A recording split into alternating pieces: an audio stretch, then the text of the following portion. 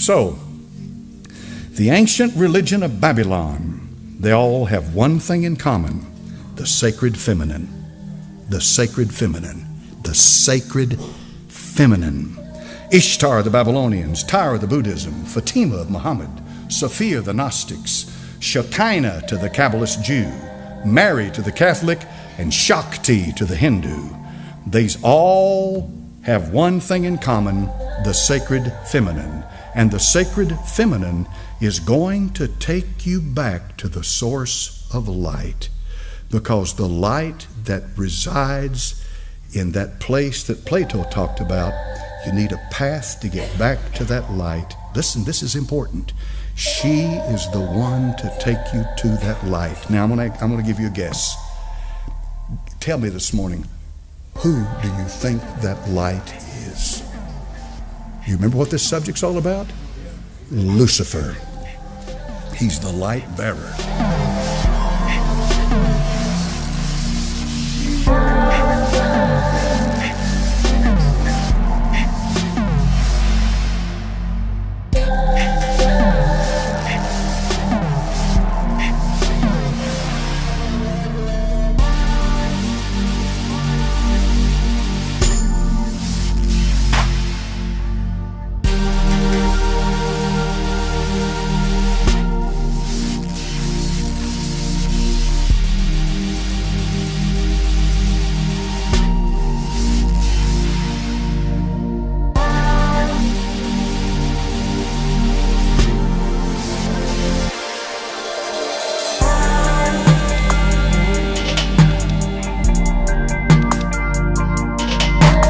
She is the one to take you to that light.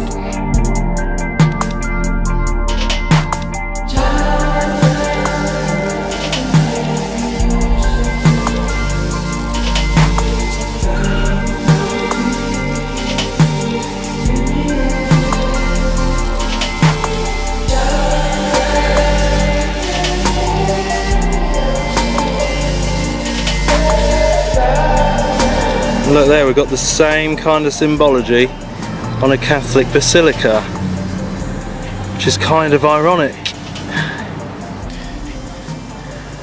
I'm here today at Washington DC with this big shrine to the Catholic Church here of the Immaculate Conception, to have a deeper look at what it's all about. What an eerie place.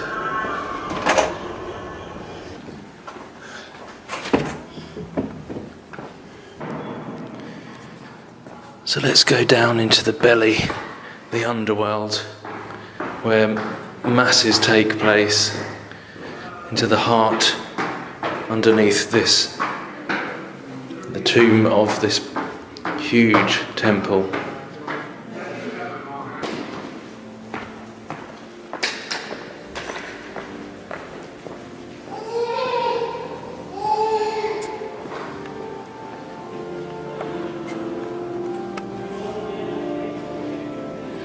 I mean, we're underground right now.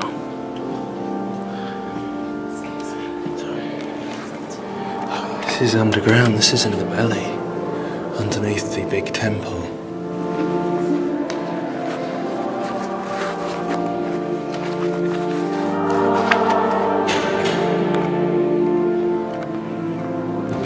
So much symbology in here.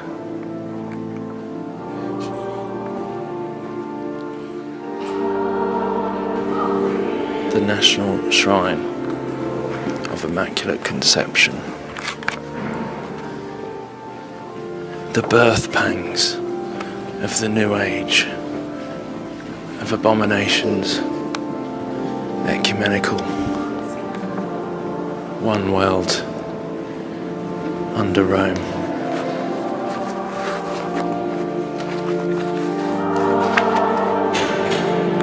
It's like an expensive hotel, one of those 5-star ones in Vegas.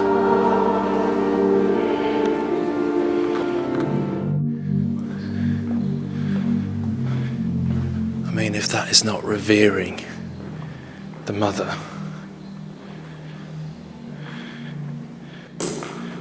Europa. And look at him, I mean, he's bowing. I've heard so many say they don't revere Mary in that way, the false Mary. But he's bowing to this Ishtar, Isis figure. Coming out of the feminine gate. The female birthing womb. I'm sure I don't really need to say too much. It's already pretty obvious what that represents. Well, and there's that hexagon again. This same symbolism, just like the Star of David. The hexagon like we saw in the other place. The hexagon with mother and child coming through. And like the reference to the black sun. So Saturn, just like the NASA have recently shown with the hexagon on Saturn and all that. And look, the heart, connection to the heart of the earth. Heart of Mary, pray for us. So often I think it's like that birthing of that Tammuz, Nimrod, antichrist figure from the heart of the earth, which they call Gaia, like the mother goddess Gaia. So I wonder if it's a reference to that. Definitely Ishtar, Babylonian, false religion, and this is their belief system I'm speaking about here. And the references to Saturn. 6-sided shape. The Antichrist, the birth of the Antichrist. A copy of the truth, of the true Messiah, but this is the inverted, the false one. So there's always parallels and mirrors to the real truth. It's just that this goes back to Egypt, Babylon, and there's always been usurping authority, as I said, usurping authority from the real legitimate Messiah, the real legitimate truth that we can read in the New Testament. This is how they are doing it and always have done it. This is the plan all along. The fallen plan, the kingdom of darkness, our enemy, to usurp and trick and mirror and copy, to mislead people.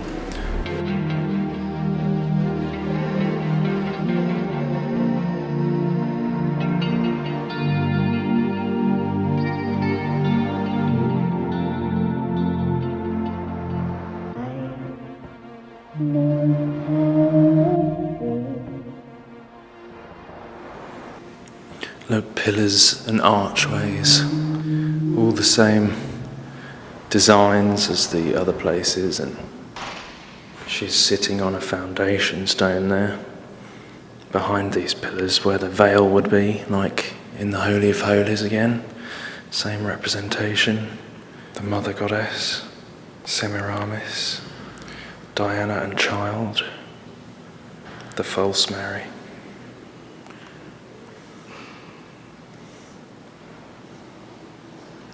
Oh my goodness.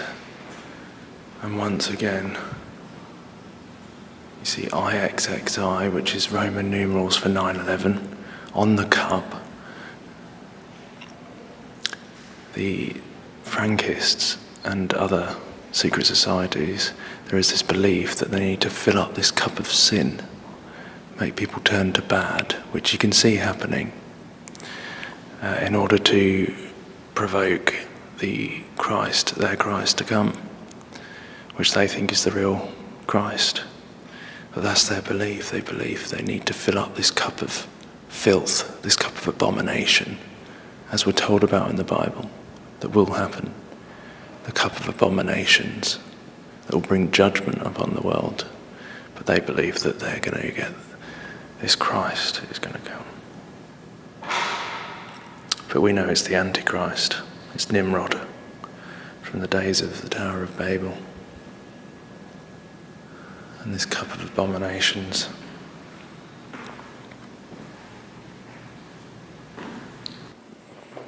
Mate!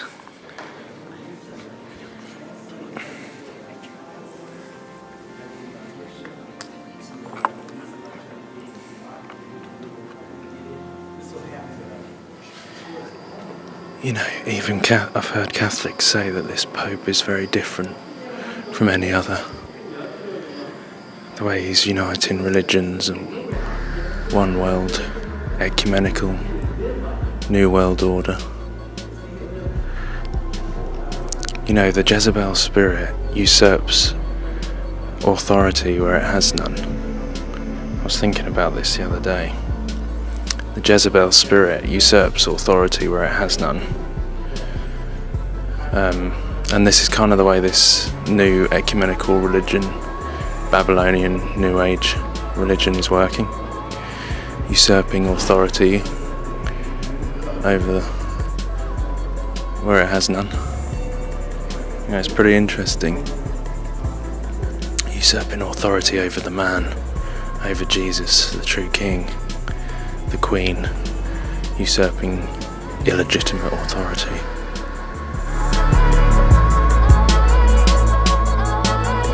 She is the one to take you to that light. Who do you think that light is? Lucifer.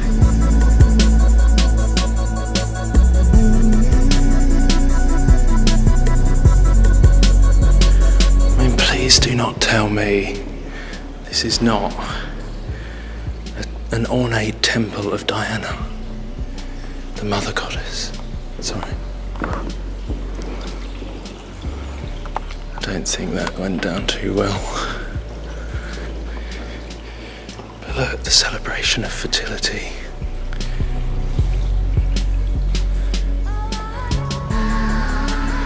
The birth of Tammuz.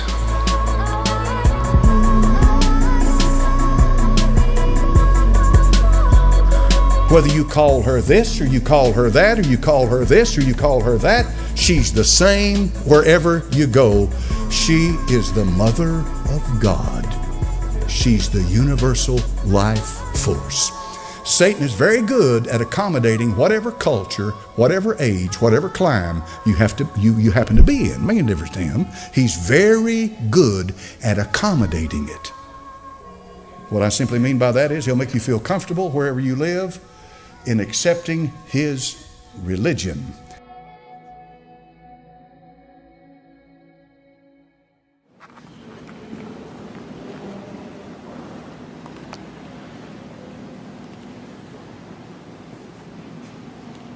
Did you say you were going to take it back? See, look, even here it's saying to receive the scroll and to break open its seals. Oh my goodness, I didn't even realise this was here. I used this picture in a video the other day. That is Apollyon the Destroyer. Mars, the Roman god of war.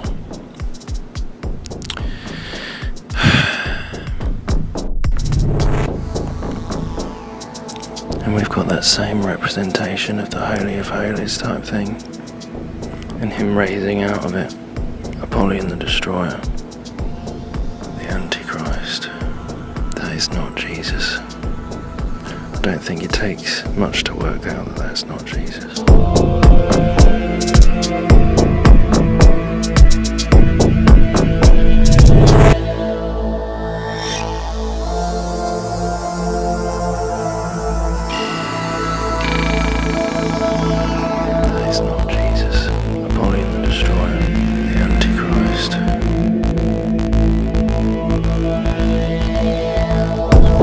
Our coverage this morning of Pope Francis in America with Nora at the White House. Nora? Thank you, Gail. You know, Pope Francis is also going to celebrate his first Mass in the United States, and that is at the Basilica of the National Shrine of the Immaculate Conception. Now, he is the third Pope to visit the Basilica that is on the Catholic University of America campus. And Chip Reed is there to show us what to expect this afternoon. Chip, good morning. Well, good morning. You know, around here, most people simply call it the Shrine, and it is a beautiful building. It is the largest Roman Catholic church in America. In fact, they're expecting about 25,000 people here this afternoon to see and hear the Pope celebrate Mass.